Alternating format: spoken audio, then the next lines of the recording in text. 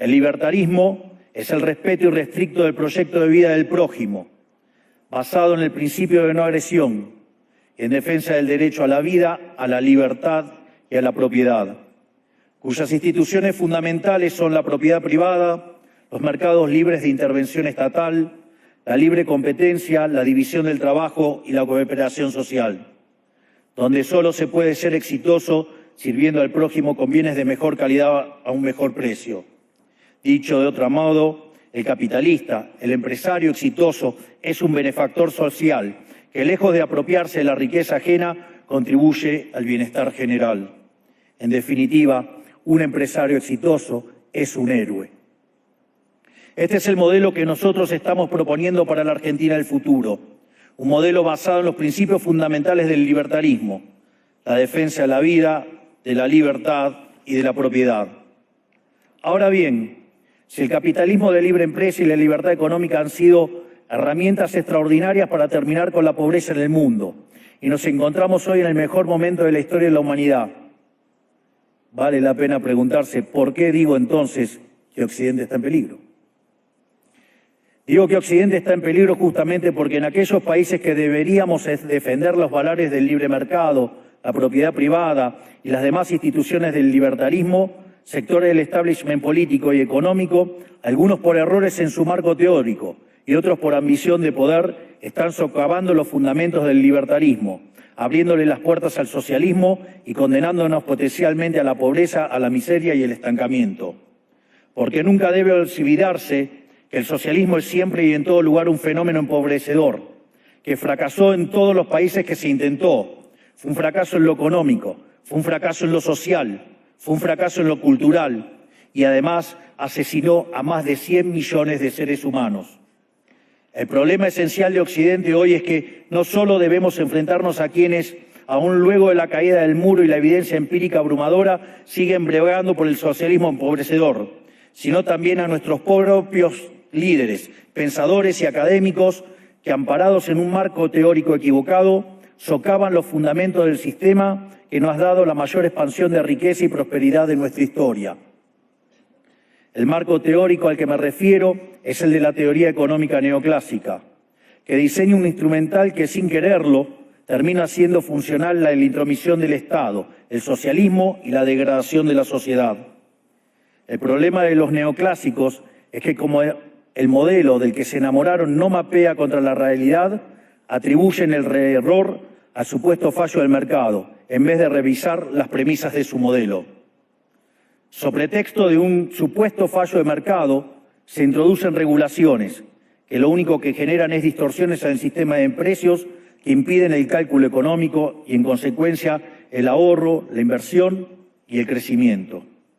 Este problema radica esencialmente en que ni siquiera los economistas supuestamente libertarios comprenden qué es el mercado, ya que si se comprendiera, se vería rápidamente que es imposible que exista algo así como un fallo de mercado.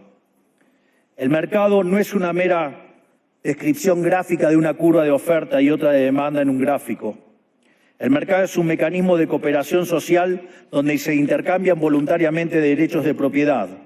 Por lo tanto, dada esta definición, hablar de fallo de mercado es un oxímoron. No existe el fallo de mercados.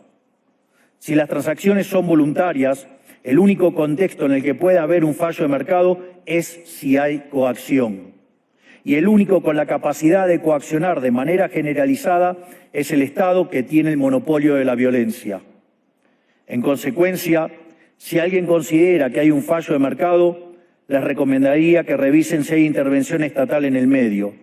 Y si encuentran que no hay intervención estatal en el medio, les sugiero que hagan de nuevo el análisis porque definitivamente está mal. Los fallos de mercado no existen. Un ejemplo de los supuestos fallos de mercado que describen los neoclásicos son las estructuras concentradas de la economía. Sin embargo, sin funciones que presenten rendimientos crecientes a escala, cuya contrapartida son las estructuras concentradas de la economía, no podríamos explicar el crecimiento económico desde el año 1800 hasta hoy. Fíjense qué interesante. Desde el año 1800 en adelante, con la población multiplicándose más de 8 o 9 veces, el producto per cápita creció más de 15 veces. Es decir, existen rendimientos crecientes. Eso llevó la pobreza extrema del 95% al 5%. Sin embargo, esas presencias de rendimientos crecientes implican estructuras concentradas, lo que se llamaría, por ejemplo, un monopolio. ¿Cómo puede ser que algo que haya generado tanto bienestar para la teoría neoclásica, eso es un fallo de mercado? Economistas neoclásicos, salgan de la caja. Cuando el modelo falla, no hay que enojarse con la realidad, hay que enojarse con el modelo y cambiarlo.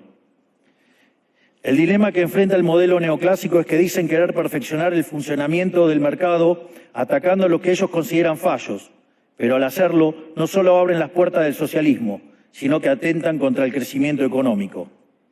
Ejemplo, regular monopolios, destruirle las ganancias y destrozar los rendimientos crecientes, automáticamente destruiría el crecimiento económico. Dicho de otro modo, cada vez que ustedes quieran hacer una corrección de un supuesto fallo de mercado, inexorablemente, por desconocer lo que es el mercado o por haberse enamorado de un modelo fallido, están abriendo las puertas al socialismo y están condenando a la gente a la pobreza. Sin embargo, frente a la demostración teórica de que la intervención del Estado es perjudicial, la evidencia empírica de que fracasó porque no podía ser de otra manera, la solución que propondrán los colectivistas no es mayor libertad, sino que es mayor regulación, generando una espiral descendente de regulaciones hasta que todos seamos más pobres y a la vida de todos nosotros dependa de un burócrata sentado en una oficina de lujo. Dado el estrepitoso fracaso de los modelos colectivistas y los innegables avances del mundo libre, los socialistas se vieron forzados a cambiar su agenda. Dejaron atrás la lucha de clases basada en el sistema económico para reemplazarla por otros supuestos conflictos sociales igual de nocivos para la vida en comunidad y para el crecimiento económico. La primera de estas nuevas batallas fue la pelea ridícula y antinatural entre el hombre y la mujer. El libertarismo ya establece la igualdad entre los sexos. La piedra fundacional de nuestro credo dice que todos los hombres somos creados iguales, que todos tenemos los mismos derechos inalienables otorgados por el Creador, entre los que se encuentran la vida, la libertad y la propiedad. En lo único que devino esta agenda del feminismo radical es en mayor intervención del Estado para entorpecer el proceso económico, darle trabajo a burócratas que no le aportaron nada a la sociedad, sea en formato de ministerios de la mujer o organismos internacionales dedicados a promover esta agenda. Otro de los conflictos que los socialistas plantean es del hombre contra la naturaleza. Sostienen que los seres humanos dañamos el planeta y que debe ser protegido a toda costa, incluso llegando a abogar por mecanismos de control poblacional o en la agenda sangrienta del aborto. Lamentablemente, estas ideas nocivas han pregnado fuertemente nuestra sociedad. Los neomarxistas han sabido cooptar el sentido común de Occidente. Lograron esto gracias a la apropiación de los medios de comunicación, de la cultura, de las universidades y sí, también de los organismos internacionales. Este último caso es el más grave tal vez, porque se trata de instituciones que tienen enorme influencia en las decisiones políticas y económicas de los países que integran esos organismos multilaterales. Por suerte, somos cada vez más los que nos atrevemos a levantar la voz, porque vemos que si no combatimos frontalmente estas ideas, el único destino posible es que cada vez vamos a tener más Estado, más regulación, más socialismo, más pobreza, menos libertad y, en consecuencia, peor nivel de vida. Occidente, lamentablemente, ya comenzó a transitar este camino. Sé que a muchos les puede sonar ridículo plantear que Occidente se ha volcado al socialismo, pero solo es ridículo en la medida que uno se restringe a la definición económica tradicional del socialismo, que establece que es un sistema económico donde el Estado es el dueño de los medios de producción. Esta definición debería ser, desde mi punto de vista, actualizada a las circunstancias presentes. Hoy los estados no necesitan controlar directamente los medios de producción para controlar cada aspecto de la vida de los individuos. Con herramientas como la emisión monetaria, el endeudamiento, los subsidios, el control de la tasa de interés, los controles de precios y las regulaciones para corregir los supuestos fallos de mercado, pueden controlar los destinos de millones de seres humanos. Así es como llegamos al punto en el que, con distintos nombres o formas, buenas partes de las ofertas políticas generalmente aceptadas en la mayoría de los países de Occidente son variantes colectivistas. Ya sea que se declamen abiertamente comunistas, fascistas, nazis, socialistas, socialdemócratas, nacionalsocialistas, demócratas cristianos, keynesianos, neokeynesianos, progresistas, populistas, nacionalistas o globalistas. En el fondo, no hay diferencias sustantivas. Todos sostienen que el Estado debe dirigir todos los aspectos de la vida de los individuos. Todas definen un modelo contrario al que llevó a la humanidad al progreso más espectacular de su historia. Nosotros venimos hoy aquí a invitar a los demás países de Occidente a que retomemos el camino de la prosperidad. La libertad económica, el gobierno limitado y el respeto irrestricto de la propiedad privada son elementos esenciales para el crecimiento económico. Este fenómeno de empobrecimiento que produce el colectivismo no es una fantasía, ni tampoco fatalismo. Es una realidad que los argentinos conocemos muy bien desde hace por lo menos 100 años.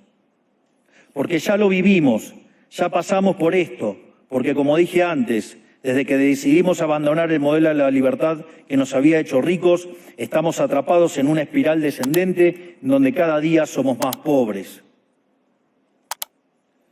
Esto es, ya lo vivimos nosotros y estamos acá para alertarlos acerca de lo que puede pasar si los países de Occidente, que se hicieron ricos con el modelo de la libertad, continúan por este camino de servidumbre. El caso argentino es la demostración empírica de que no importa cuán rico seas, cuántos recursos naturales tengas, no importa cuán capacitada esté la población, ni cuán educada sea, ni cuántos lingotes de oro haya en las arcas del Banco Central. Si se adoptan medidas que entorpecen el libre funcionamiento de los mercados, la libre competencia, los sistemas de precios libres, si se entorpece el comercio, si se atenta contra la propiedad privada, el único destino posible es la pobreza. Por lo tanto, para finalizar, quiero darles un mensaje a todos los empresarios aquí presentes y a los que no están, pero nos están siguiendo desde todas partes del planeta. No se dejen amedrentar ni por la casta política ni por los parásitos que viven del Estado. No se entreguen a una clase política que lo único que quiere es perpetuarse en el poder y mantener sus privilegios. Ustedes son benefactores sociales, ustedes son héroes, ustedes son los creadores del periodo de prosperidad más extraordinario que jamás hayamos vivido. Que nadie les diga que su ambición es inmoral. Si ustedes ganan dinero es porque ofrecen un mejor producto a un mejor precio, contribuyendo de esa manera al bienestar general. No cedan al avance del Estado. El Estado no es la solución, el Estado es el problema mismo. Ustedes son los verdaderos protagonistas de esta historia y sepan que a partir de hoy cuentan con Argentina como un aliado incondicional. Muchísimas gracias y ¡viva la libertad, carajo!